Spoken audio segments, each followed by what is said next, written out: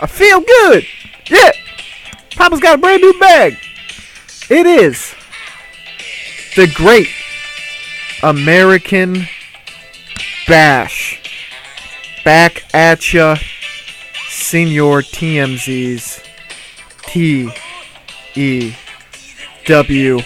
And James Brown, yeah, I feel good, is coming through your speakers, earbuds, all of the above. And I hope you are ready, because if you're living in America or elsewhere, then you know how great the Great American Bash is. And it is something to get justifiably excited about. So let's break it down and get ready for 3 hours of non-stop wrestling action. Let's break down some of the biggest matchups here at the GAB. Misawa, Savage, our winner of the Best of the Super Juniors, going up against the WWF Heavyweight Champion. Flair gets his NWA Heavyweight title rematch. Taker, Steamboat in a cage. Warrior, who won an IC title shot at WrestleMania, going up against Jakey Snakey Roberts, and much, much more. Let's jump into it without further ado with the pre-show for 1990's Great American Bash. As the Rock and Roll Express take on the Brain Busters, and what else would you expect? Unfortunately, we have an injury coming out of this one. However, we had a great wrestling match with a decent reaction. The Busters obviously carried this one a little bit.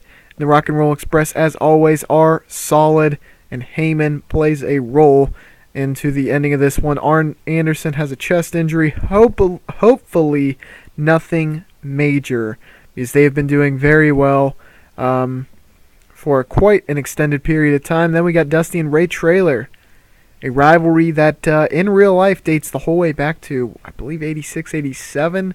And Dusty gave Ray Traylor his start. Dusty gets the win here in the pre-show. Not much to say here except a great opportunity for Ray Traylor, and hopefully this bumps up his popularity slightly, even though Dusty is the one going over. Then we got a promo between Hulk Hogan and the Stinger, who are going to be put together in tag action tonight against the rough and tough team of Rick Rude and Big Van Vader. That one is definitely one to look forward to. But before we get to that, we got the Great Muta going up against Barry Windham.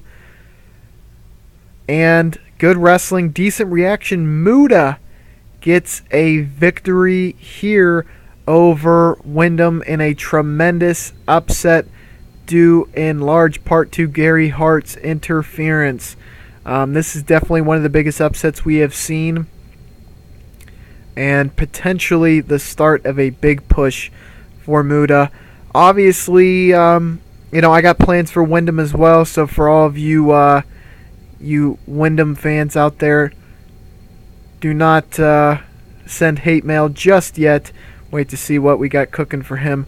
Obviously, he's doing the honors here, and he will be paid back graciously, without a doubt. And then the big tag match mentioned earlier, in which was an exceptional match. Hogan and Sting get the win over Vader and Rude when Hogan defeats Rick Rude. Rick Rude did very well. Vader did tremendous.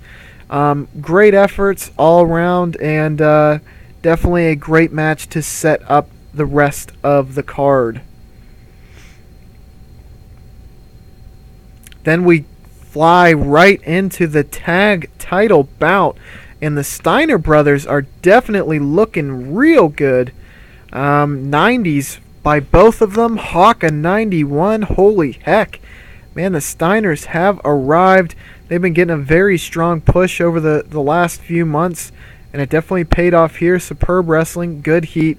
Steiners defeated the Road Warriors, who have been sticking their nose into the tag title picture for quite a while, in just under 18 minutes, when Rick Steiner defeats Animal via pinfall after the Steiner device. That is defense number 3 for the Steiners, and both of those young bucks are looking quite good in recent action. 95-93 by both the Steiner brothers, and the Road Warriors are looking pretty good themselves. This is always a rivalry in which I really wanted to see invested in, especially in the early 90s, and this is just a taste of what we're getting.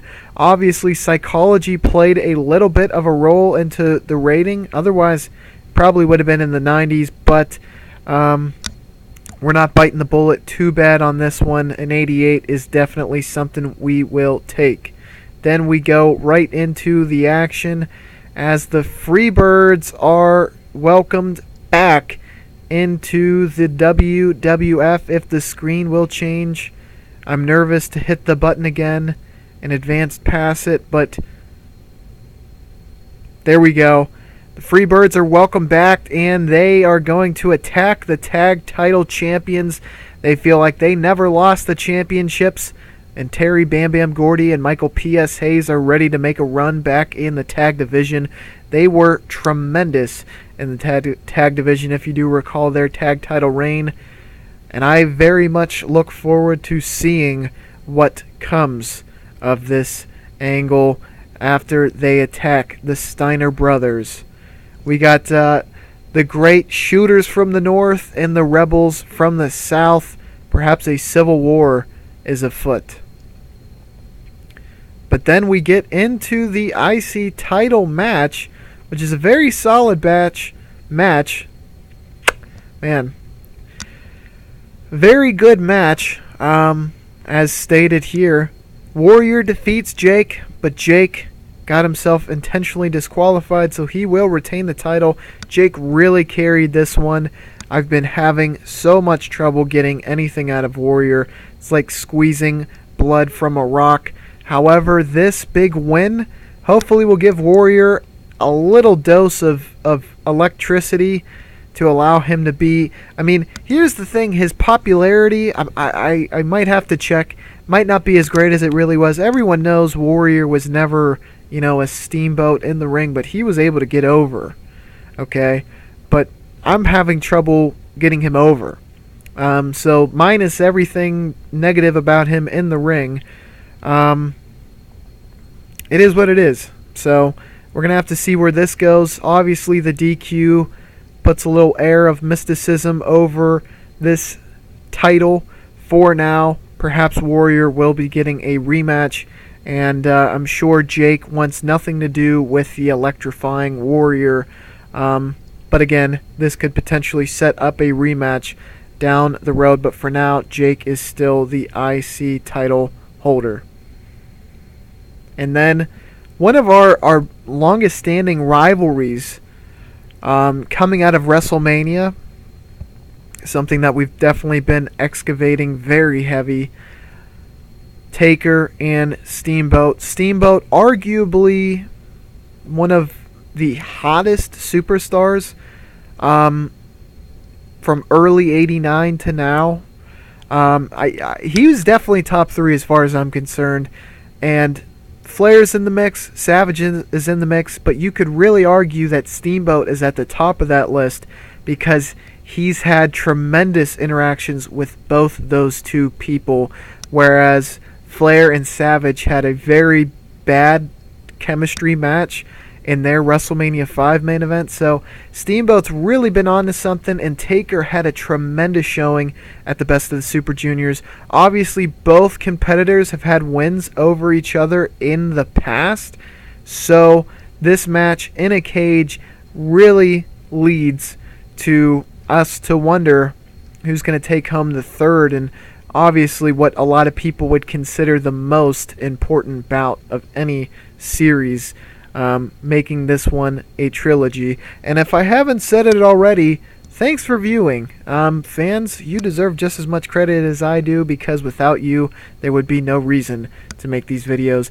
And also, be sure to like and subscribe. You'll hear the same spiel at the end, but be advised that I do remember you, I do appreciate you, and everything that you do for the channel. So let's get into this match, a cage match between Taker and Steamboat, and it is a very good match, possibly a 4.5 star match. Maybe you could even notch it up to 3/4 stars. But I would imagine this would be a lot like Taker versus Shawn in that Hell in a Cell and Bad Blood. Obviously, it's not a Hell in a Cell match, just a cage match. But Paul Heyman gets the victory. Obviously, you see, or not Paul Heyman, but Paul Heyman interferes. What I would imagine is Steamboat went to the top rope, wanted to do the karate chop. Heyman climbs up the cage and is able to get his hands around the heel of Steamboat, which gives Taker time to lock on a choke to Steamboat and then slam him off the cage, thus giving him a super choke slam off the top rope. Then pin 1, 2, 3. Taker is certainly one of the top heels we have, along with Vader, actually. Superb wrestling, great heat. This trilogy has paid dividends.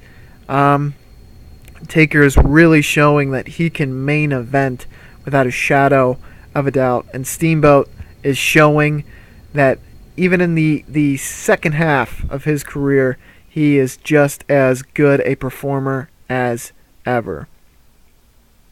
Now let's get... Yes, okay, brawl. So Steamboat possibly could have done even better than he did in this bout. But then we got Flair cutting a promo. As we said, NWA title on the line. Davey Boy Smith, the young champion, going up against Ric Flair, the man who brought that title across the Mason-Dixon line from Jim Crockett Promotions to the WWF. Flair is looking to reclaim his title by instating his rematch clause. This one is definitely an exciting match. Two tippy-top in-ring performers are looking to go to battle here tonight, as Flair is going to lock up with Davey Boy, Uno Moss, and just like Bruno Mars, Ric Flair would be willing to dive on a grenade for that NWA title in a superb wrestling bout. Great heat, 5 stars. Ric Flair defeats Davey Boy via submission to get back his NWA heavyweight title, making him a 3-time, count it, 3-time NWA heavyweight title holder. Flair 97, Davey Boy 90, very good bout, and this leads to a lot of intrigue as to what Davey Boy is going to be doing next and what Flair is going to have to defend against coming up. Definitely exciting stuff, no doubt about that. And then without further ado, the main event, which has a lot to live up to. Both challengers and champion are going to be cutting promos on one another. Savage cutting that Macho Man promo, and Misawa, the pure competitor, cutting a promo on the champion, a title he has been chasing for years now. He just won the Best of the Super Juniors, and what better way to put an exclamation point at the end of this month than to defeat Savage for the World Heavyweight title, the title that every man wants to claim. However, in another 5-star bout, it just wasn't enough. Exceptional wrestling. Savage defeats Misawa by illegally using the ropes for leverage. Savage makes it defense number 3. Misawa 95, Savage 95. And the Great American Bash comes to the end with the heel again retaining his title. Guys, you have been great. Let's take a look. 98. We're still chasing that 100, but we're getting ever so close time and time again. I have no doubt that we will eventually claim the 100 rating, the Golden Grail, the Golden Goose, the Great White Whale, and other things that start with G's. Once and for all down the line, but here's a little look forward to see what is coming up next. we got the King of the Ring coming up next, and then following that, the Bash at the Beach, and then in August, SummerSlam, all of which are sure to be absolutely slam-packed. You heard that right, slam-packed. So please be out on the lookout for those videos because they will be coming out very soon. Heavy, hot, and quick, and they will be good, no doubt about that. I hope you liked this pay-per-view, and I hope you liked all the other videos. Be sure to take a look at some of the other ones because they are certainly all worth a watch, all worth a listen. And without further ado, you have been great, ladies and gentlemen. Oh yeah, Papa's got a brand new bag. And be sure to come back for the next video. Be sure to like. Be sure to subscribe. As always, I will catch y'all on the flippity floop.